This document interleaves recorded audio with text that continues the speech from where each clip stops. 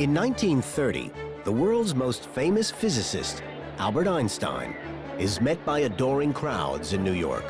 Princeton, New Jersey, April 18, 1955. Albert Einstein, celebrated physicist, considered to be the father of modern physics. Einstein wasn't just the guy who rewrote physics. He was full of quirks, contradictions, and surprises. Let's dive into the unexpected side of Albert Einstein you probably didn't learn in school. Number 1, greatest mistake. The Manhattan Project and the atomic bomb changed the whole tide of World War II. But for Einstein, his very small but significant role was the greatest mistake of his life.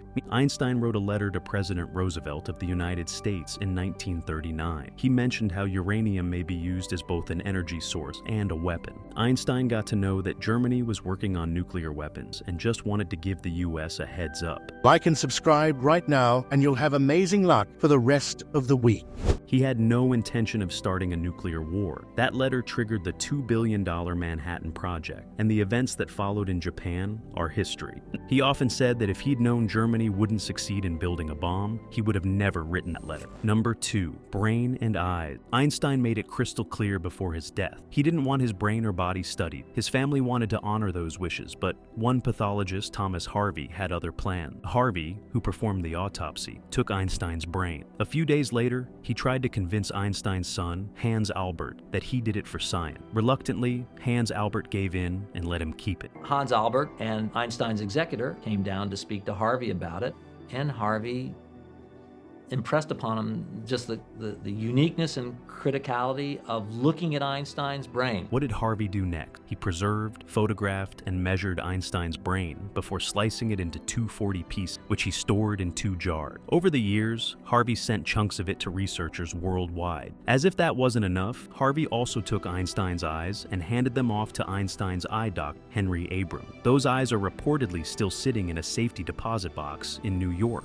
Number 3, unlikely friendship. In the early 1930s, Einstein was at the height of fame and one of the most genius people, while Charlie Chaplin ruled Hollywood with his slapstick silent movies. Somehow, these two legends crossed paths and formed an unlikely friendship. Einstein was a big movie fan and once asked a studio head to introduce him to Chaplin. The two clicked instantly, bonding over their quick wit and curious mind. From there, they became close, having dinners together and even attending Chaplin's movie premiere. Number 4, Nobel Prize. Everyone knows Einstein for the equation E is equal to mc squared. It's his most famous work, no question. So naturally, you'd think he won his Nobel Prize for it, right? Nope. He actually got it to discover the photoelectric effect. At the time, it had more immediate practical applications in science. Relativity was just too ahead of its time for the Nobel Committee. Also, Einstein didn't even show up to collect his prize. Despite knowing he would get an award, he went to Japan to give some lectures because he didn't care about the award much anymore. Number 5, black holes. In April 2019, a picture took the world by storm. It was the first time humans were able to capture a black hole, and everyone lost it. Suddenly, all anyone could talk about was that bright ring of light surrounding a dark center, and how it proved Einstein's theory of relativity. It was like Einstein predicted something humans couldn't even imagine seeing for decades. But hold up, Einstein himself didn't believe black holes were real. Yes, you heard that right. The concept of black holes first emerged in the 1930s, following Carl Schwarzschild's solution to Einstein's own field equations of general relativity. Still, Einstein was not convinced. In fact, he even published 2 papers arguing that something like black holes couldn't exist. But I don't think he got it wrong. He was actually ahead of his time, as always. Back then, black holes were considered stationary systems with infinite mass at the center, which Einstein found hard to believe. He even argued what black holes would be like if they were real, setting the foundation for our modern understanding of these cosmic monsters. It wasn't until the 1960s that the term black hole was coined, giving us the modern view that surprise and surprise line up pretty well with Einstein's argument. The guy may have doubted, but he was still way ahead of the curve. Number 6, twisted love life. Einstein could crack equations that explained the universe, but his personal life, that was a whole other story. He might have been a great scientist, but he was definitely no role model. Husband. Let's start with Mileva Maric, the only female physics major at the Polytechnic in Zurich. They were classmates, hit it off by their second semester, and married in 1903. But over time, Einstein grew bored of her, even saying he regretted not marrying his first girlfriend. To make things worse, he started having affairs on the side. Their marriage fell apart after years of infidelity and toxicity, and they divorced in 1919. But Einstein didn't waste any time. He was already having an affair with Elsa Lowenthal, his first cousin, whom he married that same year. And the cycle continued. Not long after marrying Elsa, he began an affair with his secretary. Yet, Elsa stayed loyal to him, standing by his side until her death from kidney disease. While Einstein wasn't exactly loyal in relationship, he did have moments of self-awareness. In a letter to a young boy, he admitted he was the boy's father for staying faithful to one woman, something Einstein admitted he had failed at twice. Number 7. Spy allegation. In the 1930s, people at the FBI were concerned that Einstein was secretly a communist and even a spy. The FBI quietly began investigating, and by the time he died, his file had over 1,400 pages, stating suspicions of him of being involved in communist plots, including an alleged attempt to take over Hollywood, and much more. But they never found enough evidence to press charges. Eventually, they closed the case, realizing they were way off base. While Einstein was not a spy, he did have a romantic relationship with one. Margarita Konenkova is a Russian immigrant living in the United States with her husband. Einstein even devised a ship name for them, Almar, short for Albert and Margarita. He was doing ship names way before it was even a thing. In 1945, Margarita returned to Russia and left behind a stack of love letters Einstein had written her, asking a neighbor to burn them. Well, they weren't burned.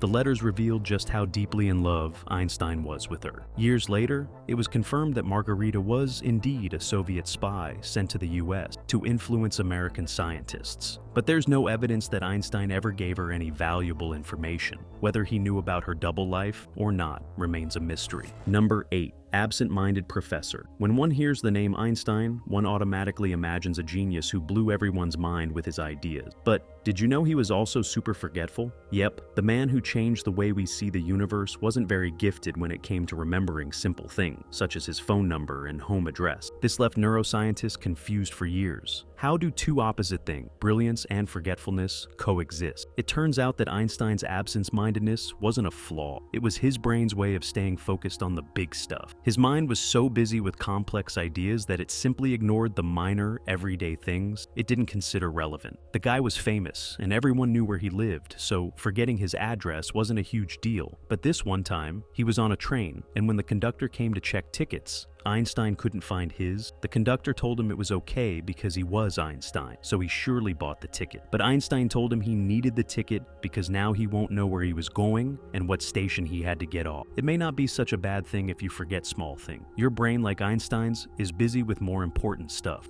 Number 9. Science and harmony. Einstein gave the world a whole new way to understand the universe. But have you ever wondered what he'd have done without pursuing science? The answer is music, believe it or not. He was a good violin player, but that's not the case. Music actually played a role in his scientific ideas. He stated that he sees life in terms of music and reads it like a musician reading a music sheet. In fact, he wanted his science to be like music, harmonious, simple, and beautiful. So, where did this love for music come from? His mother, Pauline, a talented pianist, got him started on violin lessons when he was just 6. But it wasn't until he discovered Mozart's violin sonatas at 13 that it became a passion. Music became such an essential part of his process that his second wife, Elsa, mentioned how he'd sometimes pause his studies to play a few chords on the piano before going back to his note. It was like music helped him untangle complex problems and see things clearly. Studies now show that learning an instrument sharpens your brain and boosts IQ. Einstein was way ahead of the game on that too, using music as his secret weapon for brilliance long before anyone else caught on. Number 10. Citizenship. Everybody knows that Einstein was a German-born physicist, but did you know he held multiple citizenships and was even stateless at one point? In 1896, at just 16, Einstein decided to quit his German citizenship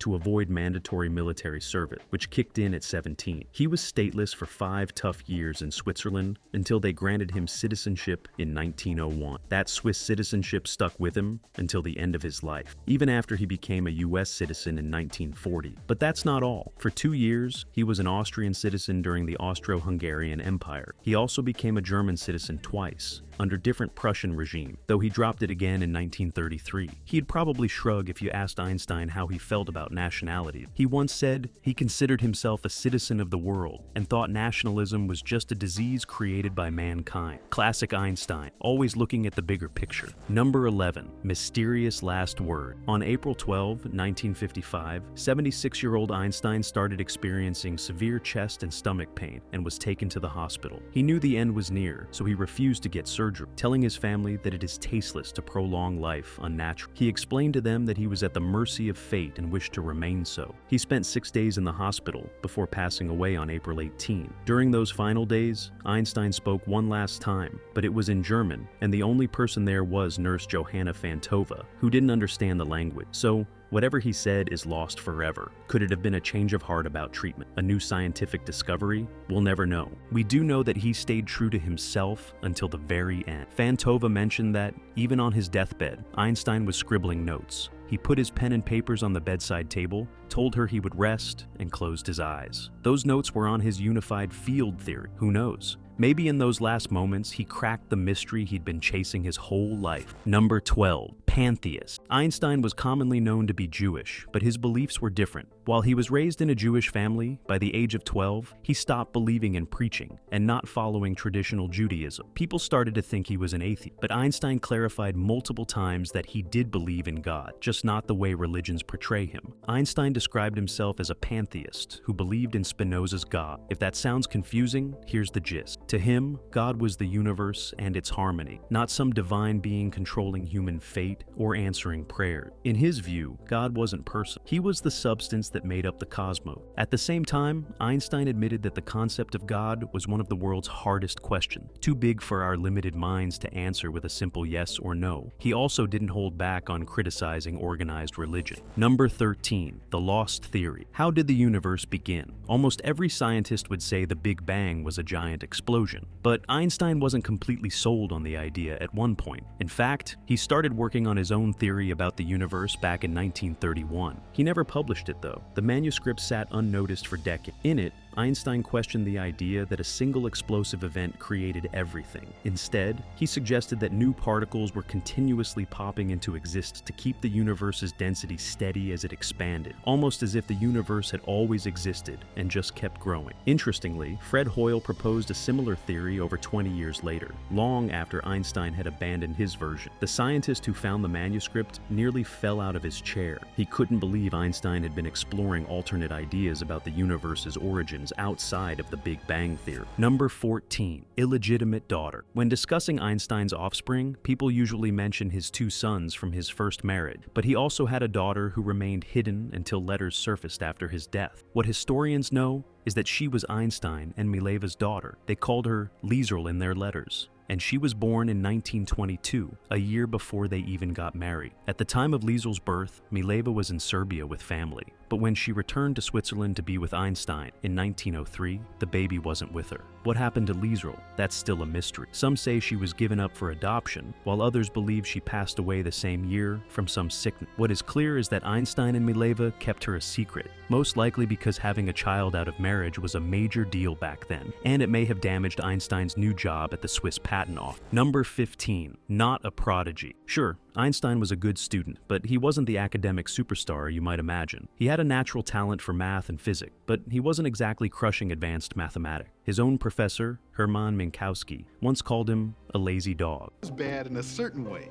He had very little patience for rote learning. So if you want to sit there and make him memorize maybe multiplication tables, he had no interest in doing that. When Einstein took the entrance exam for the Swiss Federal Institute of Technology, he aced the math and science sections but flunked history and language. And even when he got in, he couldn't stand the lectures or tests and skipped class often. He still managed to scrape by, thanks to borrowing lecture notes from his friend. So, yeah, being a revolutionary scientist doesn't require straight A's or perfect attendance. Number 16, presidency rejection. Einstein tried to avoid politics as much as could, but being the most famous Jewish person alive, he couldn't always escape it. After the first president of Israel passed away, the Israeli prime minister offered Einstein the presidency of the newly formed country. While Einstein supported Israel because of the horrors he'd seen inflicted on his people, he turned down the offer right away. Even when the Israeli ambassador asked to consider a meeting at least, Einstein kindly declined. He claimed that he wasn't made out for politics, had no appeal to interact with people, and wasn't good at it either, making him unfit for president. Number 17. Unemployment. Struggling to find a job. Don't worry, Mutt. Einstein was going through this rough phase. When he graduated, Einstein hoped to land a research assistant gig, ideally at his alma mater, the Polytechnic. But rejection after rejection rolled in. Though he proved himself brilliant, his teachers weren't really fond of him. With each passing day, things got to the point where his father wrote a letter to one of the professors asking for help,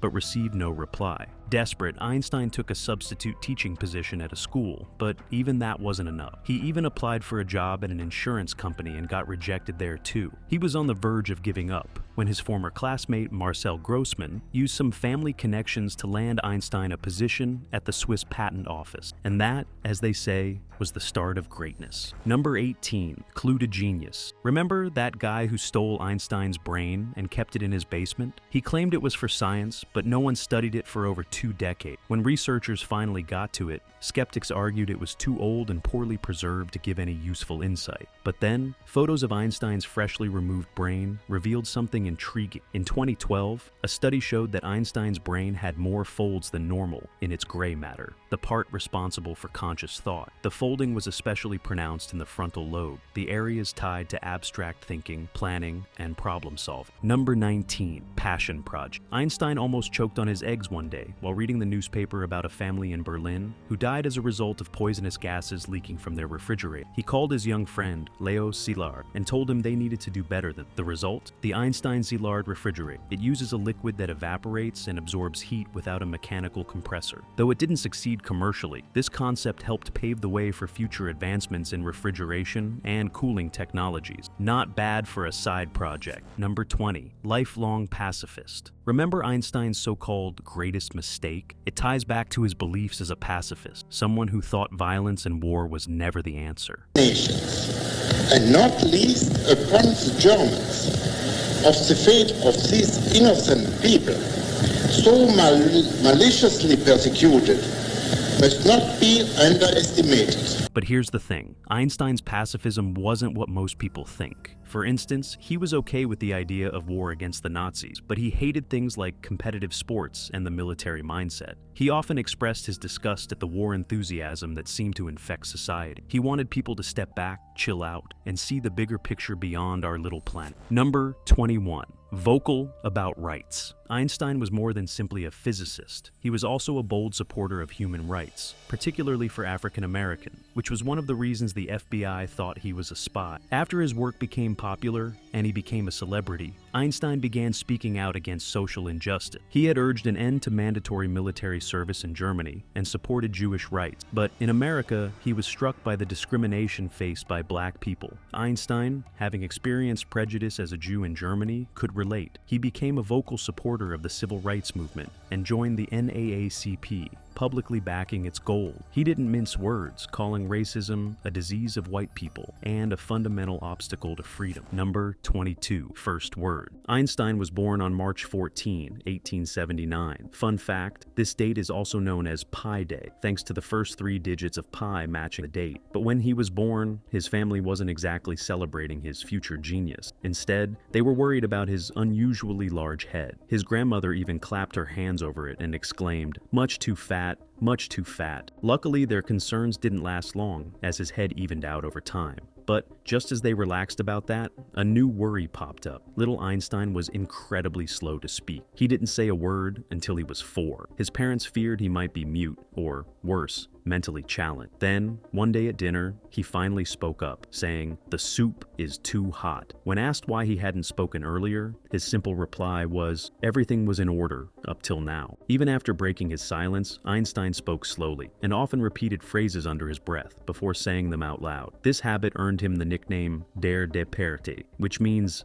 the dopey one in English. Not quite the nickname you'd expect for a future genius, right? Number 23. Passionate sailor. Aside from science and music, Einstein had another passion, sailing. The twist, despite spending over 50 years on the water, he wasn't even remotely good at. He was notorious for losing direction, knocking down masts, and running his boat aground more times than anyone could count. One of his most famous sailing mishaps happened in the summer of 1935 near the Connecticut River. Einstein ran his boat aground on a sandbar, and it made the headline. Cherry on the cake, he didn't know how to swim either, but it never stopped him from going out on his own. In 1944, his boat hit a rock, flipped over, and Einstein found himself trapped under the sail, with a rope tangled around his leg. Somehow, he managed to free himself and was saved by a passing motorboat. Despite all this, he refused to add a motor to his boat, saying it would complicate things. Instead, he'd take along a pencil and pad, and if he got stuck in the middle of nowhere, he'd calmly jot down his thought. Any regular person would panic, but Einstein was a weird man. He saw it as a chance for some peace. And with that,